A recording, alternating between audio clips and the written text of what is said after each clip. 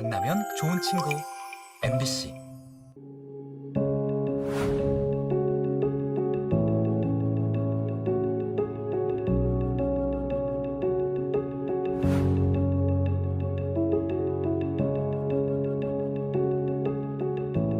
법무부는 국가의 백년대교로서 이러한 난제들을 정교하게 분석하고 책임 있게 답할 수 있는 가칭 출입국 이민관리청을 신설하겠습니다.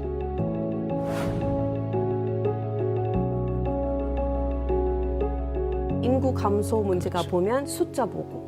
근데 우리는 숫자는 안 하죠. 네. 우리는 다 인간이에요.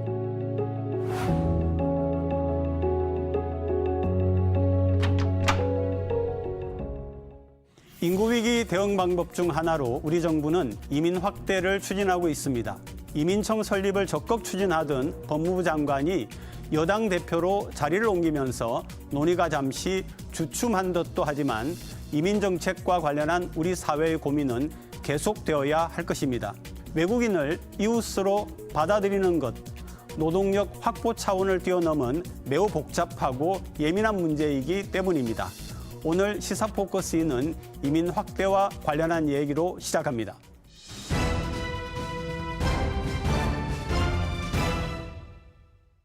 여러분 안녕하십니까? 인구 소멸이 심각한 가운데 이민 정책이 새로운 해결 방안으로 부상하고 있습니다. 오늘 패널 세 분과 함께 이민 정책 자세히 짚어보겠습니다. 부산 외국의대 이재혁 명예교수 나오셨습니다. 네, 안녕하십니까? 웰미 웰리스 솔루션 대표이자 방송인인 롤라 맥너키 대표 나오셨습니다. 네, 반갑습니다. 안녕하세요. 이민정책연구원 부연구위원 김하연 박사 나오셨습니다. 네, 안녕하십니까. 네, 안녕하세요.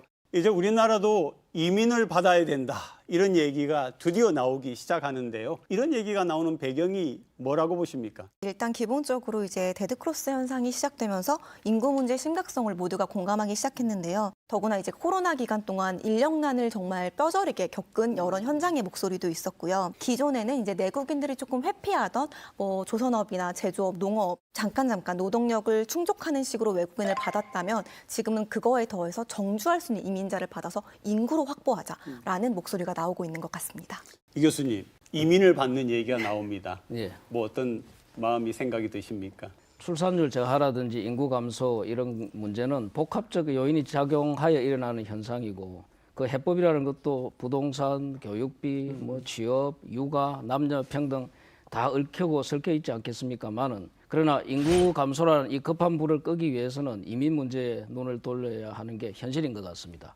좀 늦었기는 했지만 빨리 사회적으로 더 대비를 해야 될 것 같습니다. 처음에 이야기할 때 그 노동력 이야기가 나왔지 않습니까? 그래서 우리나라가 노동력 부족을 해결하기 위해서 외국인 고용을 해왔는데 지금 보시면은 외국인 취업자 수 추이가 이렇게 나옵니다. 2023년 작년 5월을 기준으로 한 통계로 알고 있습니다. 보면은 92만 3천 명이 취업을 해서 들어왔습니다. 통계표를 보고 어떤 의견이 지금 나오느냐 하면은 취업을 한 분들을 이민으로 심사를 해서 받는 게 어떠냐 이런 의견은 어떻게 생각하세요? 네, 기본적으로 양면이 있을 것 같습니다. 일단 기본적으로 한국에서 거주를 하고 있고 일을 하면서 한국 문화도 이미 익혔고 한국어도 어느 정도 할 수 있기 때문에 심사를 통해서 자격이 되시는 분들을 한국에 좀 오래 거주할 수 있도록 하는 방법은 굉장히 긍정적이라고 생각을 하는데요. 조금 신중해야 될 부분이 있다라고 생각하는 것 중에 하나는 지금 한국에 있는 대부분의 이제 외국인 근로자들을 생각해 보면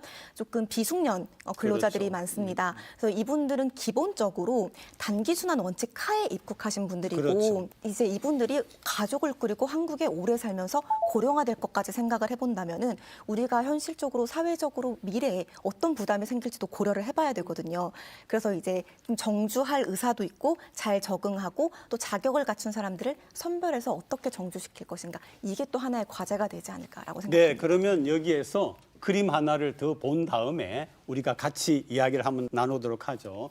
전문 인력이 들어와 있는 인력이 어느 정도냐 해서 일본과 한국이 지금 비교가 되고 있습니다. 일본은 전체 외국 인력 중에서 전문 인력이 차지하는 비중이 26.3%인데 한국은 전문 인력이 6%밖에 안 돼서 20%의 지금 차이가 나고 있습니다. 그래서 그냥 취업을 해 있다고 해가지고 이민으로 돌리는 게 아니라 전문 인력이 더 중요하지 않느냐 이런 말씀을 해주셨는데 일단 두 분 말씀부터 먼저 들어보겠습니다. 이미 국내에 들어와 있는 외국인 유학생들을 지원하고 또 우리 사회 현실에 맞게 활용하는 그런 부분이 최우선적으로 고려돼야 되지 않나 생각합니다. 그분들이 졸업 후에 우리 사회에 정착하도록 일단 정주 여건을 개선해야 하겠고 또 우리 사회 구성원으로 받아들이는 이런 열린 자세가 확산되어야 된다고 봅니다.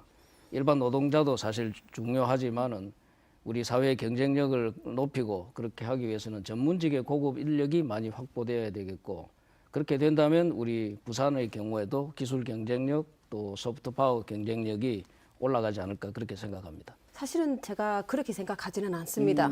제가 다양성 네, 제일 네, 중요하다고 네. 생각해요. 그래서 무조건 전문가들 유치해야 되는데 다양성에 대해서 생각하면 전문가들이 좀 나이 많은 것 같습니다. 네. 근데 출산율에 대해서 생각하면 나이 많은 사람들이 아기도 낳을 수 있는지 그래서 우리는 진짜 젊은 사람도 키워야 되는 거예요. 그래서 여러 가지 A부터 B까지는 아니고 A부터 G까지는 필요할 것 같습니다. 뭐 저도 전문 인력만 받아야 된다라고 당연히 생각하지 않고요.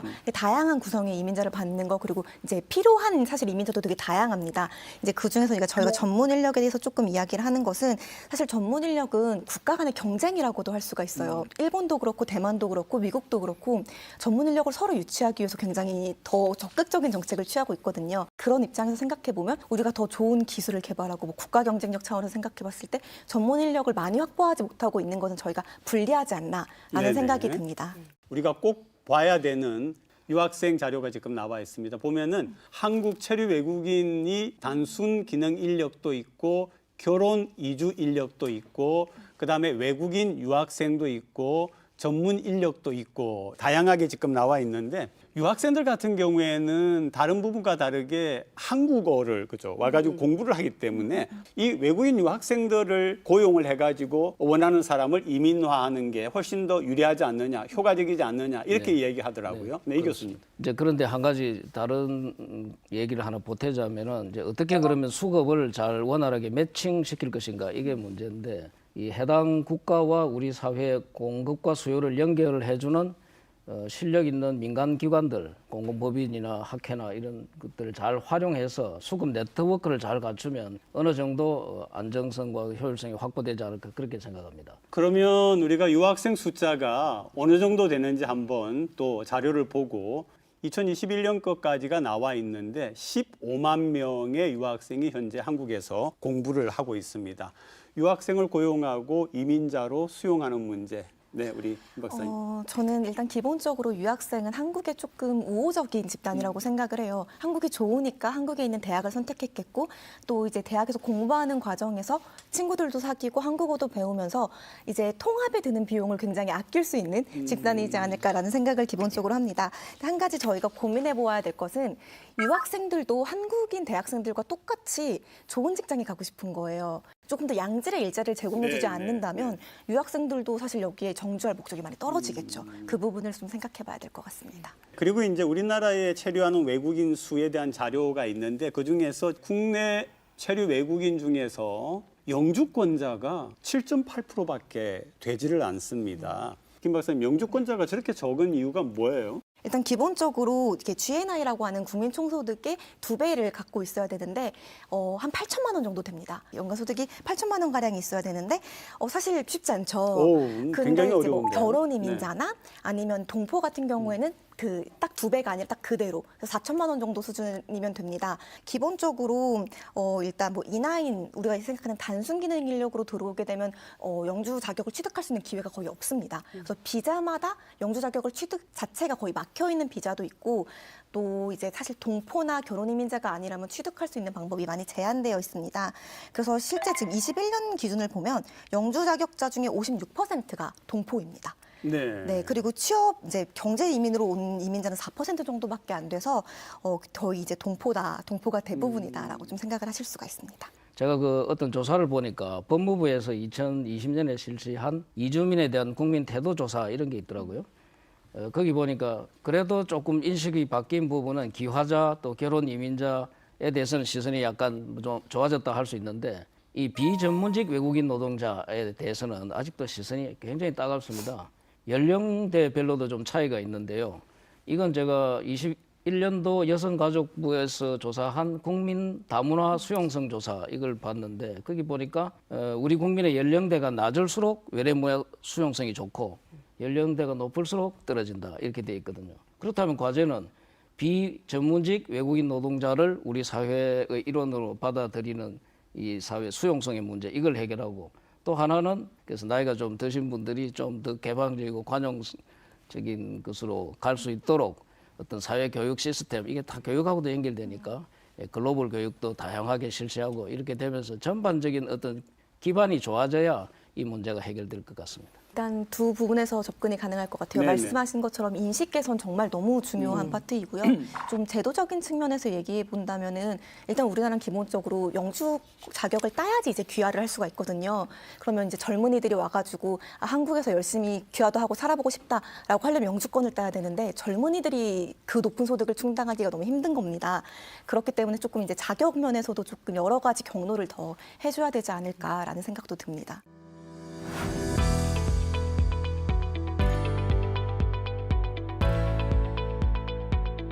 인구적인 측면이나 경제적인 측면 그리고 말씀하신 문화적인 측면 이런 부분에서도 크게 도움이 될 거라고 생각을 합니다.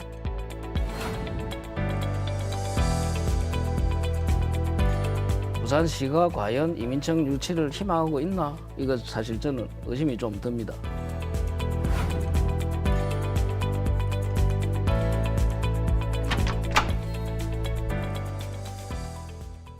지금 우리 한국 같은 경우에 결혼 이민자, 그리고 결혼 이민자의 자녀, 그리고 외국인 근로자, 해외 동포도 들어오고 있고요. 그다음에 유학생이 있고 전반적인 부분에 지금 어떤 통일된 정책이나 이런 게 있습니까? 아니면 다 따로따로 지금 돼 있습니까? 어떻습니까?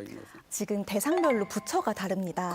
네. 아우, 이게 참. 네. 그래서 이민청의 이제 신설 배경에 이제 설립 필요성에도 많이 나와 있는 이야기인데 여성가족부에서는 이제 다문화 가족과 결혼 이주 여성 그리고 고용노동부에서 외국인 근로자 그리고 이제 제한 외국인이라고 해서 이제 대부분의 체류 외국인을 법무부에서 이제 관리를 하고 있는데 대상이 다 다르고 법도 다르다 보니까 사각지대도 생기고 유사중 복사업도 생깁니다. 이게 행정적으로도 굉장히 낭비이지만 이제 정책 수혜자 입장에서도 굉장히 안 좋은 점들이 많은 거죠. 그래서 이 부분도 굉장히 좀 정리가 필요한 부분입니다. 지금 사실은 이 이민의 문제가 우리는 이제 시작하는 단계인데 사실 독일이나 유럽 같은 경우에도 이민의 문제가 꽤 있죠. 교수님 어떻게? 네, 유럽의 일부 국가들이 특히 저 외국인 노동력이 필요하면은 받아들이고 또 필요 없으면 뭐 내쫓는다 그러고 그러다 보니까 외국인들은 주류 사회에 못 들어가고 자꾸 변방으로 밀려나고 뭐 이런 것들이 사회 통합상 큰 문제였고 특히 종교 문제 이게 또 삶의 방식을 인정하지 않으려는 어떤 거구 보수적 시각 네. 뭐 이런 것들은 우리는 이런 그 태도를 반복하지 않았으면 좋겠는데 참 이것도 어려운 문제이긴 합니다. 맥너키 대표님 유럽이시잖아요. 네, 원래. 스코틀랜드, 영국. 네. 그러면은 뭐 유럽의 그 본 대륙보다는 네. 조금 덜 하시긴 했겠지만 그래도 네. 다양한 그런 인종들이 와서 사는 걸 보셨죠. 네, 다문화 저희 스코틀랜드 같은 경우에는 다문화 나라인데요. 이민 정책이나 뭐 이민 문제나 뭐 그런 거를 항상 그 영국 시민들이 싸우는 거예요. 뭐 정치인들도 싸우는 거고. 아, 영국 안에서 영국 서로 의견이 안에서. 다르다는 네, 얘기예요? 맞습니다. 네. 그래서 제 생각에 뭐 벤치마킹을 원하면 영국을 안 보면 될 것 같고 아마 아까 말씀대로 캐나다나 뭐 호주나 그런 나라들이 진짜 차별이 없는 시스템이 있다. 그래서 한국은 뭐 지금은 선라이즈예요. 아직까지 뭐 그냥 시작하는 거예요. 그래서 시작하면서 뭘 진짜 벤치마킹 잘 되는 뭘 좋은 나라를 보면 그런 좋은 방향으로 갈 수도 있습니다. 그러니까 지금 우리가 이제 얘기하는 게 바로 외국에서 외국 사례에서 뭔가를 참고하고 배울 게 없느냐 이런 얘기를 하고 있는데 우리가 그냥 유럽 이렇게 하나로 하기에는 전혀 안 되고 네네 어떻게 보세요? 사실 유럽은 유럽과 한국이 조금 다른 것은 유럽의 뭐 난민 문제가 사실 심각하고 한국은 약간 그런 그렇죠. 구성이 난민 아니죠. 문제가 심각하죠. 그래서 유럽처럼 우리가 심각한 걸 겪으면 어떡하지라는 우려가 이해는 되지만 그렇게까지 비관적으로 볼 상황은 아니다라는 점도 있고요. 사실 또 또 캐나다나 이제 뭐 호주나 이런 나라들을 보면은 경제 이민이 또 주를 이루잖아요. 또 분위기가 다릅니다. 그래서 이제 국가마다 조금 어떤 정책을 해서 조금 긍정적인 면들이 있었는지, 우리랑 뭐가 유사한지, 특히 이민자 구성이나 이런 것들요. 그런 것들을 보고 좀 그런 것들을 벤치마킹해야 되지 않을까 싶어요. 그 한국에 이민을 많이 오게 하기 위해서 이민자들에게 경제적인 지원을 한다. 이렇게 되면은 국민들의 시선이 어떨 것 같습니까? 이미 지금도 이제 다문화 가족들이 주요 이제 이민자 집단 중에 하나인데, 다문화 가족에게 주는 혜택에 대해서 이제 내국인들이 그렇게 반기는 분위기가 아니지 않습니까? 그래서 이제 단순히 이제 경제적 지원을 많이 해준다라는 거는 내국인들의 반발을 더 크게 살 수 있을 것 같아요. 그래서 오히려 이제 자립할 수 있는 외국인들을 받고 또 자립하도록 도와주는 거, 이런 것들이 조금 필요하지, 단순히 경제적 지원으로 이민자들을 받는다라는 거는 조금 어려울 것 같습니다. 자, 정부가 이제 이민청 신설을 밝혔습니다. 이민청을 별도 설립한다라고 하는 건데, 그러면은 구체적으로 어떤 일을 하게 됩니까? 이제 이민청이 신설되게 되면 기본적으로 가장 좀 중점을 두고자 하는 게, 제가 보기에는 이제 엄정한 체류 관리 그리고 사회 통합 두 가지가 아닐까 싶습니다. 그래서 우리가 이제 조금 더 체계적으로 어떤 인구가, 어떤 외국인이 얼마나 필요한지 이런 것들도 조금 연구를 하고, 그다음에 들어온 외국인들을 잘 통합시키고 또 불법 체류 방지하는 이 체류 관리를 좀 신경을 쓰는 이런 업무들을 좀 하지 않을까라고 생각하고 있습니다. 네, 이민청에 바라는 교수님 뭐 5개 부처로 막 나눠져 있지 않습니까?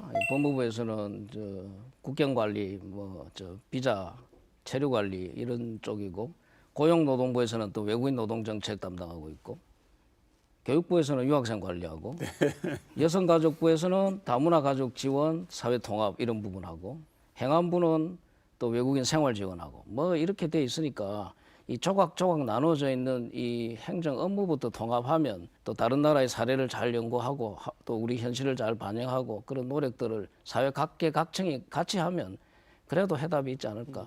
또 그 외에는 다 사실 다른 길이 없습니다. 그리고 이민청 이제 유치를 위해서 각 지자체가 지금 노력을 하고 있습니다. 부산은 물론이고 경기도, 그리고 인천, 안산시, 김포시, 충남, 전남 이렇게 하고 있는데, 부산에 이민청이 있어야 된다. 부산시가 과연 이민청 유치를 희망하고 있나? 이거 사실 저는 의심이 좀 듭니다. 다른 시도는 아까 말씀하신 대로 작은 네, 농촌 광역시가 도시들도 아니고. 전부 네, 뛰어들었고, 맞습니다. 특히 인천은 굉장하거든요. 네, 네. 그럼 부산은 뭘 하는지 모르겠어요. 이 가덕도 신공항 문제, 북한 개발, 산업은행 부산 유치 이런 거 못지않게 이민청 유치가 큰 프로젝트고 부산을 살릴 수 있는 지름길이라고 생각하거든요. 인천을 보세요. 인천은 시 행정조례를 바꾸어서 글로벌 도시 담당 정무부시장이 있고, 글로벌 도시국이 있고, 글로벌 비즈니스 협력단이 있고 막 이렇습니다. 그래서 인천 르네상스 이게 자기들 캐치프레이즈예요. 그러면 우리 부산은 지금 인천한테 따라잡힌 지 뭐 꽤 됐는데, 지금 이대로 가면 완전히 떨어지게 되거든요. 네. 자, 그렇고 왜 부산이어야 되느냐? 이건 역사적으로 현실적으로 다 타당성이 있습니다. 왜냐? 이 부산은 아시다시피 한반도 관문도시고, 외관이 언제 섰느냐? 1407년도입니다. 개항은 언제 했느냐? 1876년 12월이에요. 인천보다 훨씬 빠르거든요. 7년이나 빠르거든요. 과도한 수도권 쏠림 현상도 방지하려면 부산에 있어야 되고, 국토가 균형적으로 발전하기 위해서도 그렇고, 뭐 여러 면에서 또 인구 감소가 부산이 전국 2위입니다. 이런 것을 시너지 효과를 내기 위해서도 그 이민청 설립이 돼야 되고, 또 특히 부산에 와야 된다. 예, 그런 점에서 지역 정치인들, 또 언론, 교육청, 특히 부산시 굉장히 노력해야 된다 생각합니다.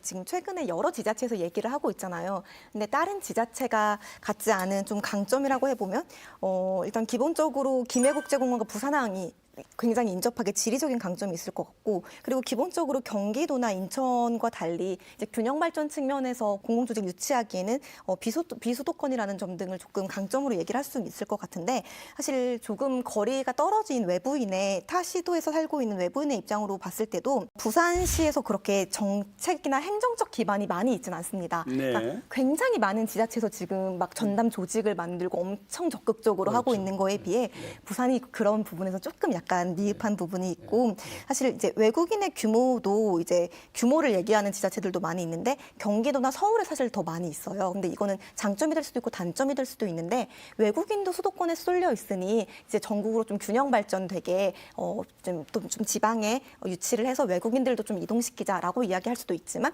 일단 정책 수요자가 있는 쪽에 설치하자라는 논의가 될 그렇죠. 수도 있거든요. 그래서 이거는 좀 양면이 있는데 좀 이런 것들이 좀 있지 않을까 싶습니다. 뭐냐면 부산이 국제도시를 지향한다고 하면서 그렇습니다. 다른 여러 시도와 지자체들이 이 이민청을 수용하기 위해서 노력을 이미 하고 있는데 부산에는 그런 부서 같은 것들이 보이지 않는다라고 하는 것은 굉장히 충격적인데요. 부산시가 참고를 잘 하시기를 바라고요. 마지막 질문입니다. 부산이 이민자를 이렇게 많이 받아들였을 때 부산은 무엇을 얻을 수 있고 서로 주는 시너지 효과가 있지 않겠습니까? 한마디로 말씀드린다면은 21세기 우리 부산이 당면하고 있는 여러 그 해결할 과제들을 뭐 좀 과장해서 말씀드리면 한꺼번에 해결할 수도 있지 않을까?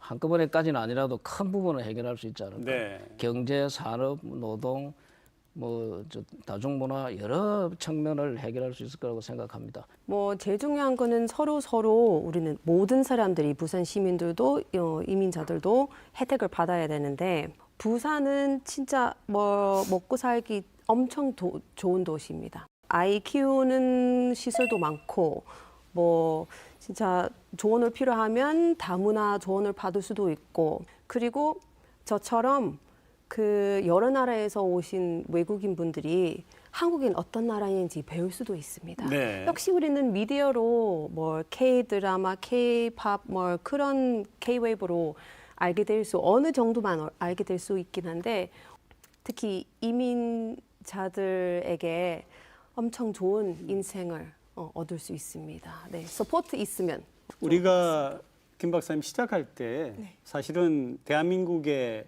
인구 감소가 아니라 소멸이라고 이야기할 정도로 심각한데 부산은 그중에 가장 심각하거든요. 그래서 우리 부산이 이민에 관심을 갖는 이유도 부산의 인구 소멸 문제와도 상관이 있습니다. 도움이 되겠죠, 분명히? 그렇죠. 사실 이제 이민자가 들어오게 되면 경제적인 기여가 사실 우리가 제일 기대하는 것 중에 하나이고요. 일단 인구적인 측면이나 경제적인 측면 그리고 말씀하신 문화적인 측면 이런 부분에서도 크게 도움이 될 거라고 생각을 합니다. 그만큼 저희도 준비를 또 같이 해야 되는 부분도 있을 것 같습니다. 맥락키 대표님, 자 이민을 받으면 부산 인구가 늘어날까요? 당연하죠. 당연히. 네, 당연하습니다. 인구도 이제 인구고 또 경제도 경제지만 문화가 다양해지고 국제 사회의 일원으로서 우뚝 설 수 있지 않을까 생각합니다. 그래서 오늘 MBC 이 토론회가 굉장히 중요하다고 생각합니다. 오늘을 터닝 포인트로 해서 부산의 정치권이나 좀 높으신 분들이 대우각성하고 그렇게 해서 이 논의가 더 공론화되기를 기대하겠습니다. 일단 이제 사실 이민이 그렇게 관심받지 못하고 있다가 이제 굉장히 많은 관심을 받고 사회적으로도 이민자를 수용하려는 움직임이 커진 것 같아서 굉장히 고무적이라고 생각을 합니다.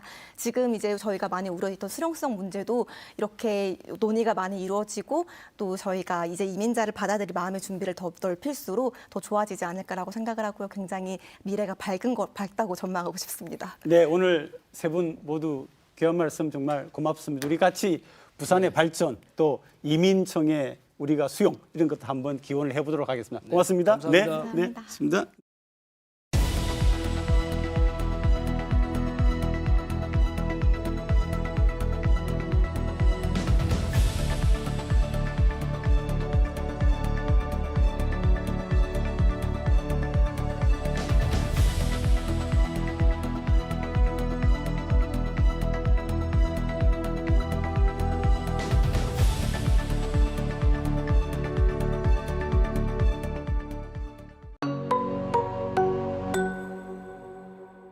한 주간 주요 뉴스를 분석해드리는 뉴스앤 이슈. 오늘도 부산시 의회 서전 의원, 이준호 의원 두 분 함께합니다. 어서 오십시오. 인구 절벽, 인구 소멸 위기를 겪고 있는 부산은 빈집 문제가 골칫거리입니다. 노령 인구가 특히 많은 원도심 지역의 경우 상황이 더 심각한데 대책은 답답한 실정입니다. 영도 주택가 골목 따라 온통 빈집입니다. 깨진 유리 조각, 버려진 가구와 이불에 곰팡이가 핀 벽지까지 곳곳이 오랫동안 사람이 살지 않았다는 것을 여실히 드러냅니다. 한 2년 반 동안 한 50가구 정도 빠지시고 사람들 만나지도 못합니다. 부산의 빈집은 원도심에만 4분의 1 이상이 집중돼 있습니다. 이마저도 통계에 잡히지 않은 무허가 주택을 고려하면 그 수는 훨씬 더 많을 것으로 추정됩니다.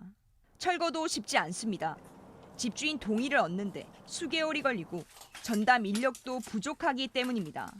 소유자를 찾더라도 사망하신 분이 있다든지 주소가 수정이 됐는데 이게 현행화가 안 돼서 찾기 어려운 경우가 좀 많습니다.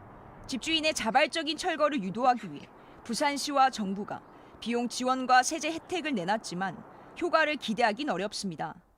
원도심 빈집의 절반 이상이 이런 지원 대상에서 제외되는 무허가 주택이기 때문입니다.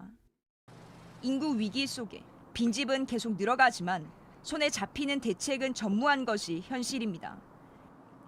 네, 부산에 빈집이 꽤 많은 걸로 알려져 있는데 통계가 있습니까? 네, 23년도 기준으로 부산시에서 조사한 바에 따르면 총 4,358채가 부산의 빈집으로 집계가 되고 있습니다.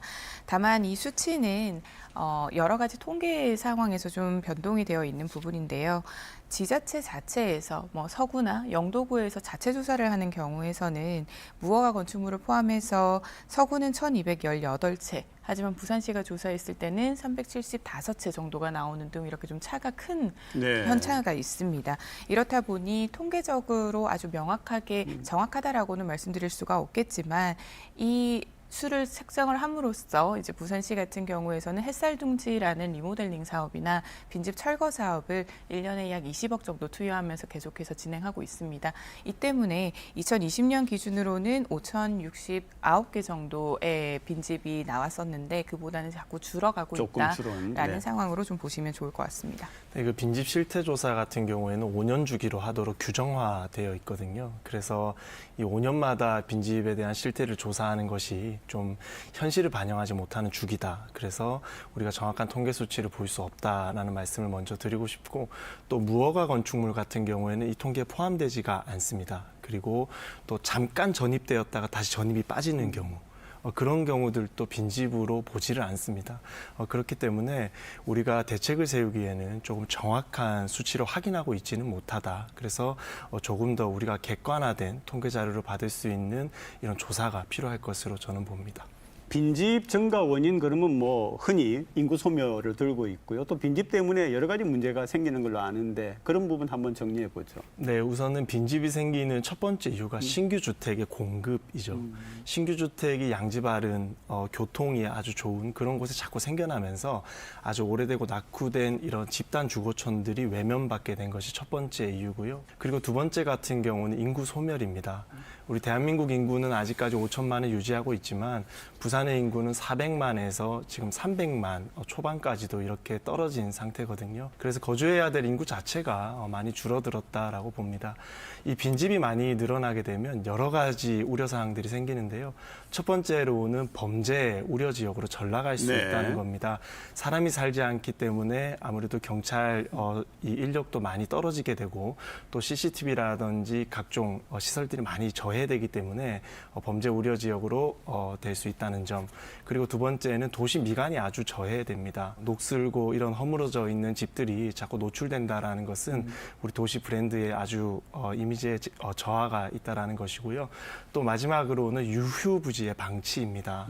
우리가 안 그래도 면적이 부족한 국가와 도시이기 때문에 이 면적들을 잘 살려야 함에도 불구하고 그것들을 방치함으로써 아주 경제적인 손실을 야기하고 있다고 볼 수 있겠습니다. 일본 여행 가보면 일본에도 좀 오래되어 보이는 집들이 꽤 있고요. 또 고령 인구가 많고 그런데 일본을 비롯해서 우리가 좀 가져올 수 있는 해외의 이 빈집 문제를 해결하는 사례가 있습니까?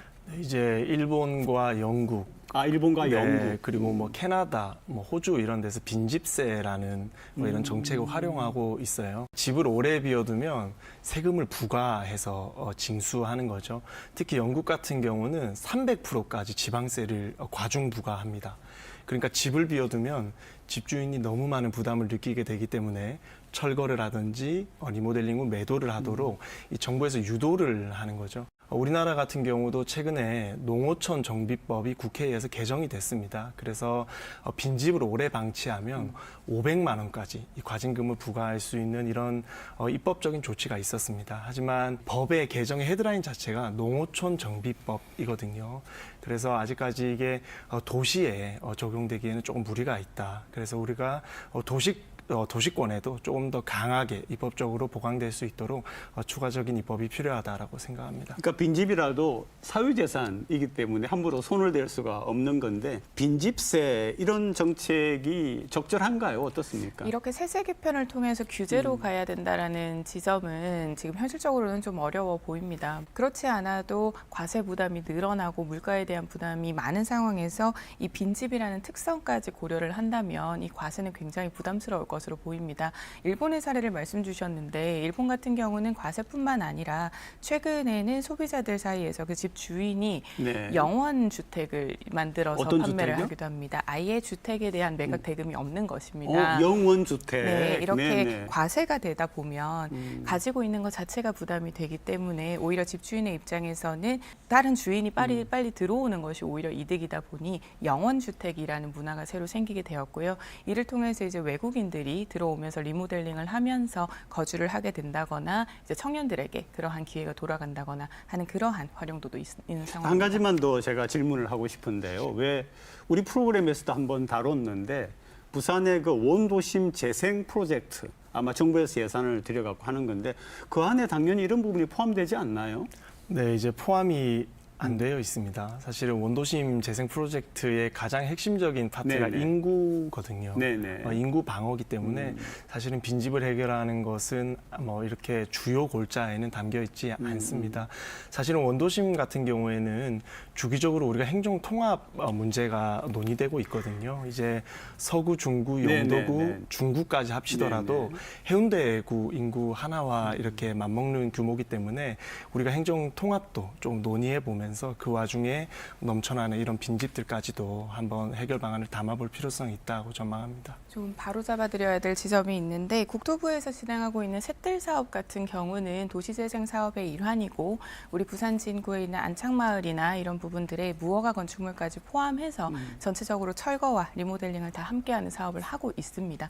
하고 있지만 말씀드린 것처럼 국토부의 사업인 만큼 지자체가 선정을 하는 권한보다 중앙정부에 조금 더 의존을 해야 하다 보니 전체적으로 한 번에 철거가 이루어지기는 어렵고 이렇게 구획별로 하나씩 정도밖에 선정이 되지가 않습니다. 그러다 보니 일부 구간만이 정리가 되기 때문에 우리 부산 지금 원도심에 있는 전반적인 빈집 철거를 하기 위해서는 셀트 사업을 전반적으로 다 받아야 하는데 그건 좀 어려운 시점입니다. 네, 아마 부산시나 각 구청의 행정이 이런 부분을 잘 하려고 애를 쓸 겁니다만은 조금 더 세심하게 조속하게 해결해 주기를 바랍니다.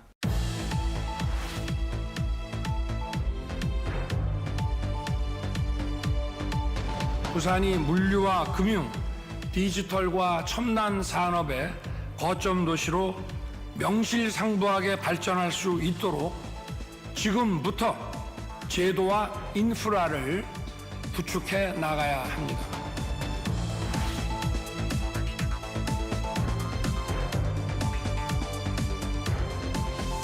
부산은 물류와 금융산업에 보다 집중하겠다는 계획입니다. 이를 위해 싱가포르 사례를 접목해 국제 항만과 공항을 활용한 국제 자유도시를 만들겠다는 목표입니다.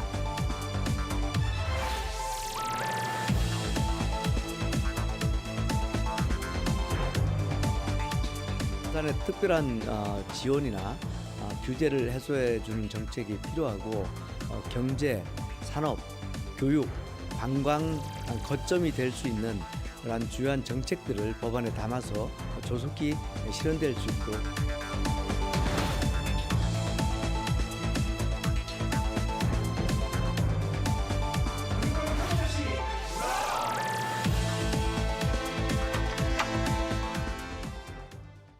부산을 글로벌 허브 도시로 만들기 위한 작업이 시작됐습니다.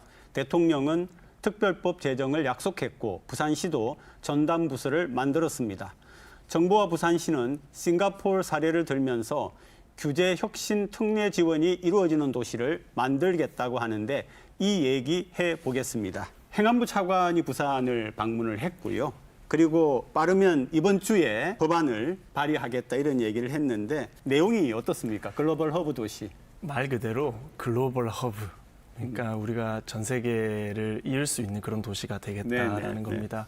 가령 뭐 싱가포르나 두바이 같은 도시처럼 이런 규제를 낮추고 기업들에게 파격적인 세제 혜택을 주고 또 각종 특전들을 주면서 이 해외 자본도 유치를 하고 또 아주 이렇게 편하게 무역행위라든지 또 이런 각종 뭐 물류행위가 일어날 수 있도록 유도하겠다라는 겁니다.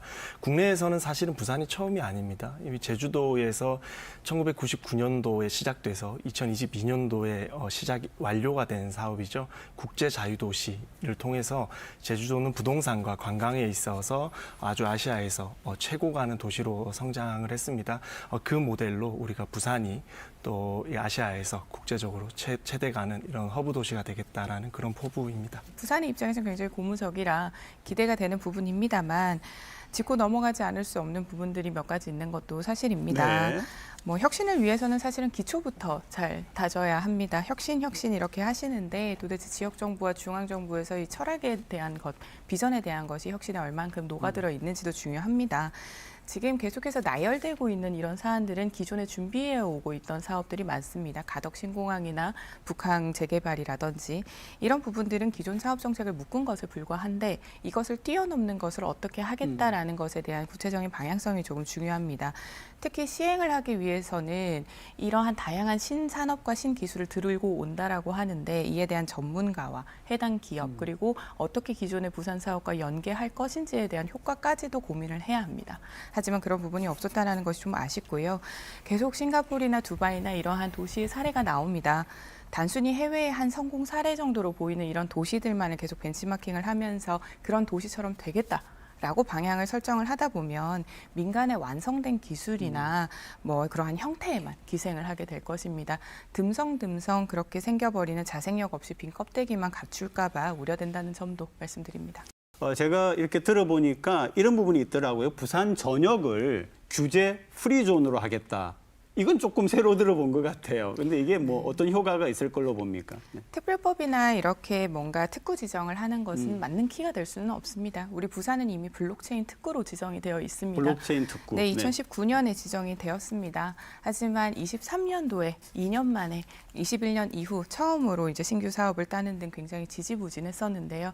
우리가 블록체인 특구를 지정받아 있다고 하더라도 우리가 뉴스에서나 우리가 익숙하게 알고 있는 그런 전 세계의 블록체인 시장이나 기술을 선도하는 기업이 부산에 없다라는 사실은 알고 있어야 할 것입니다. 이렇게 특구를 지정한다고 해서 이 부분이 무조건 다 이루어지지는 않습니다. 결국은 기초 단계에서부터 부산이 얼마나 그 특구에 지정이 되어도 상생할 수 있고 자생할 수 있는지가 중요한데 그 부분에 대한 것은 얼마나 고민하고 있는지를 묻지 않을 수 없고요.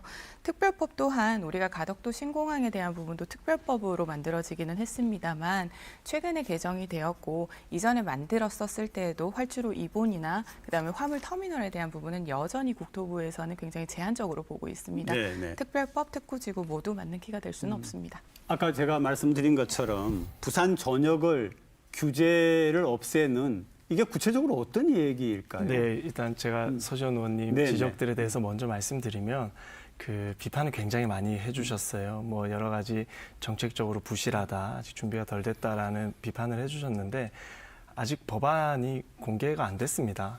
지난 18일에 행안부 차관이 박형준 시장과 이 법안에 대해서 마지막 조율을 하셨거든요.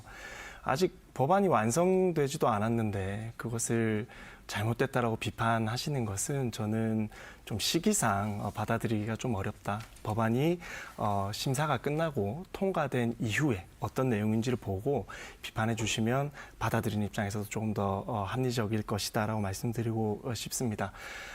규제 프리존이라는 것은요, 우리가 기존에 옛날에 이런 말이 있었습니다. 테슬라가 한국으로 공장을 지으려고 했는데 이 규제가 많아서 못했다라는 이야기가 있었습니다. 네. 물론 풍문이었죠. 그래서 부산만큼은 기업들이 자유롭게 이렇게 진출할 수 있도록 규제를 완화해주고 뭐 법인세 100%를 인하해준다든지 또 그리고 외국 기업들이 자유롭게 들어올 수 있도록 외국인 학교들도 네, 영주 네. 여건을 이제 개선해주겠다라는 거죠. 그런 것들도 많이 이렇게 규제 자체를 낮춰서 여건을 확대해 주겠다라는 내용이 주요 골자입니다. 근데 산업은행 이전 법 제정 결국 또 잘 안 되고 지지부진한데 큰 그 덩치의 이런 새로운 계획이면은 특별법이 통과돼야 될 거 아닙니까? 네. 특별법은 뭐 24년 내에 제정해서 통과시키겠다라고 발표를 한 상황입니다. 네네. 뭐 기본 계획 같은 경우도 상반기에 이제 수립을 해서 이제 하반기에는 이 심의와 의결을 거쳐서 추진하겠다라는 게 발표된 내용 안에 포함되어 있는데요. 뭐 대통령 주재로 시행이 되는 것이고 현 여당에서 이제 발표가 되는 사업들 더해서 기존에 다 있는 사업들을 좀 더 통합하는 느낌이 강한 만큼 행정 절차나 법 제정에는 크게 어렵지는 않아 보입니다.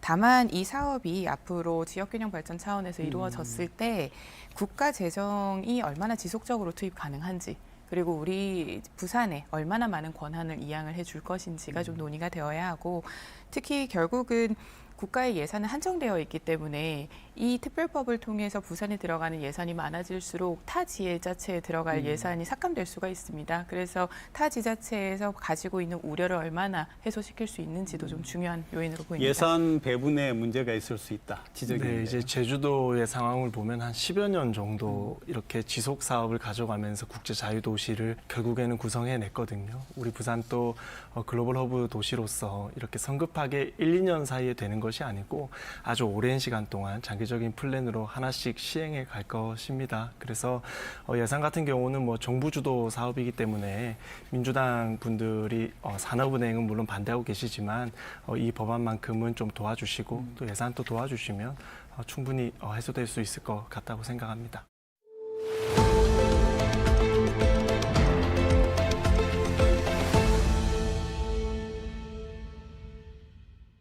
해경 단속선에서 잠수 요원들이 바다로 뛰어듭니다. 물살을 헤집고 선박 밑으로 들어가자 엔진 냉각을 위한 해수 흡입구가 나타납니다. 그런데 그 안에 수상한 가방이 숨겨져 있었습니다. 해경이 발견한 가방은 모두 3개로 무게만 100kg에 달했습니다. 코카인일 경우 모두 3,500억 원 상당으로 330만 명이 동시 투약할 수 있는 양이라고 해경은 설명했습니다. 해당 컨테이너선은 국내 선적으로 지난달 초 브라질에서 출발해 홍콩을 거친 뒤 지난 14일 부산 신항에 들어왔습니다. 미국에서 특송으로 들여온 펌프 기계입니다. 기계를 분해하자 안에서 은색으로 포장된 필로폰 덩어리가 나옵니다. 적발된 양은 3.86kg, 약 13만 명 가까이가 동시에 투약할 수 있는 양입니다. 태국에서 들여온 과자 포장을 뜯자 안에선 알약 모양의 신종 마약인 야바가 나옵니다.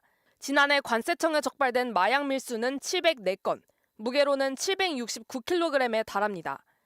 전년도보다 적발 건수는 줄었지만 무게는 23%가 늘었습니다. 또 국제 우편이나 특송 화물을 통한 마약 밀수는 줄었지만 여행자를 통한 마약 밀수 비중이 2021년 8%에서 지난해 25%까지 늘었습니다.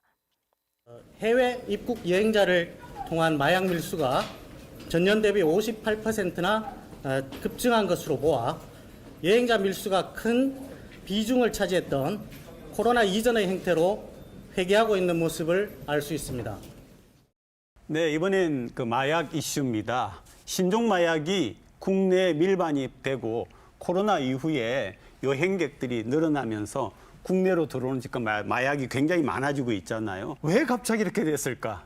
대한민국 하면은 마약 청정국이었는데 어떻게 보십니까? 이유가 뭡니까? 뭐 우선은 코로나 이후로 이제 하늘길이 본격적으로 열리면서 이제 세계적인 흐름은 피해갈 수 없는 상황이다라고 보입니다. 그리고 이번 정부로 들어오면서 마약과의 전쟁도 선포를 한 만큼 단속에 그리고 수사에 굉장히 많은 집중을 하고 있다 보니 이 단속에 대한 실적도 늘어난 만큼 네. 이 양에 대한 증가가 급증한 것처럼 더 보일 수도 있을 것 같습니다. 결국 이 마약의 가장 큰 문제점은 중독입니다. 이 중독 폐해는 사실 예방과 치료가 동시에 이루어집니다. 이루어져야 하는데 아직까지 우리나라는 단속에만 조금 집중이 되어 있습니다. 그래서 이 개개인의 예방과 그리고 치료, 재활에 대한 부분이 선순환으로 이어지지 않으면 계속해서 중독층이 확장이 될 수가 있기 때문에 여러 가지로 좀 다방면으로 지켜봐야 할 지점입니다. 그러니까 최근에 적발되는 그런 마약 사건들 보면 이전과는 좀 다른 양상을 보이고 있더라고요. 어떤 양상들이 있습니까? 네, 이제 청소년이 너무 많이 늘어나고 있습니다. 2022년에는 400명이 조금 넘었었는데요. 작년 같은 경우에는 한 1,200명이 넘는 수치였습니다. 3배 넘게 1년 사이에 이렇게 청소년들이 마약에 노출된 것은 특히나 가장 큰 문제로 우리가 인식해야 한다고 봅니다. 우선 일상에서 이렇게 마약을 접하기 쉬워진다는 것이 가장 첫 번째 문제이고요. 그리고 최근에는 마약뿐만 아니라 비슷한 유해 물질, 대체 마약이라고 불리는 이러한 환각 물질에 대한 접근도 굉장히 쉬워진 상황입니다. 호주에서 일어난 크로밍 챌린지라는 것이 있었습니다. 네.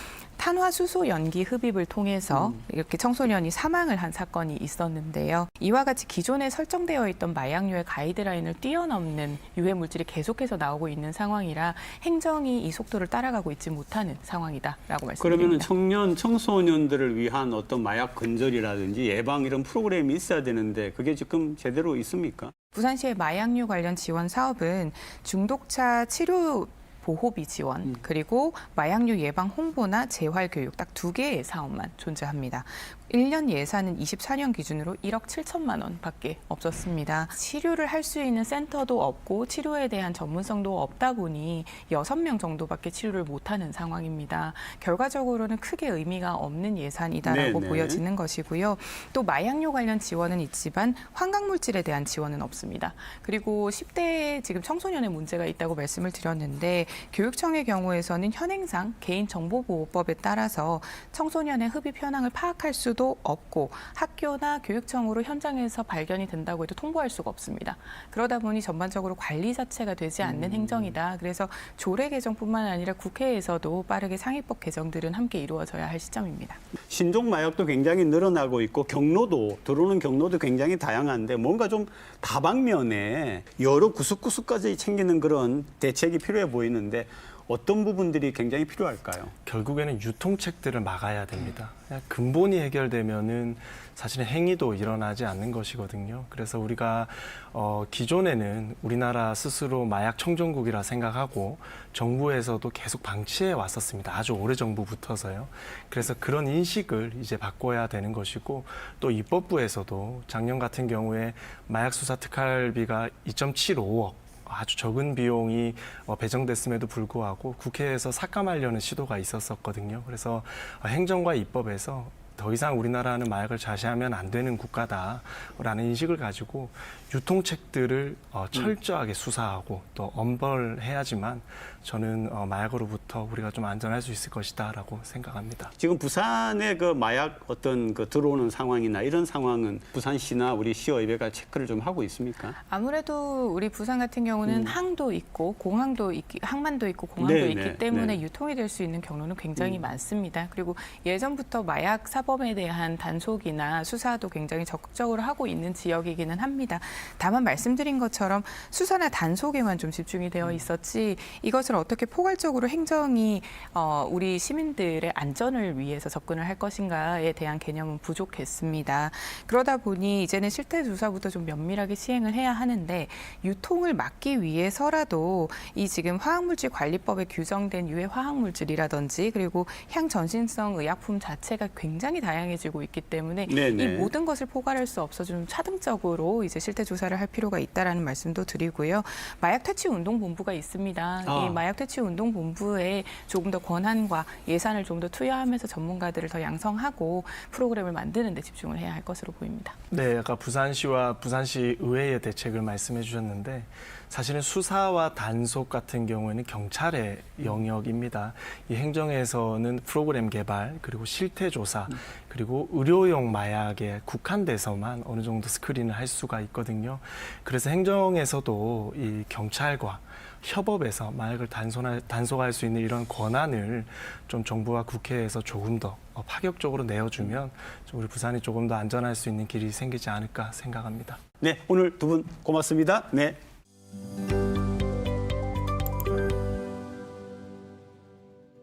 백스코 제3전시장 건립 총 공사비가 타당성 조사 때보다 30%가량 늘어날 것으로 예상됩니다.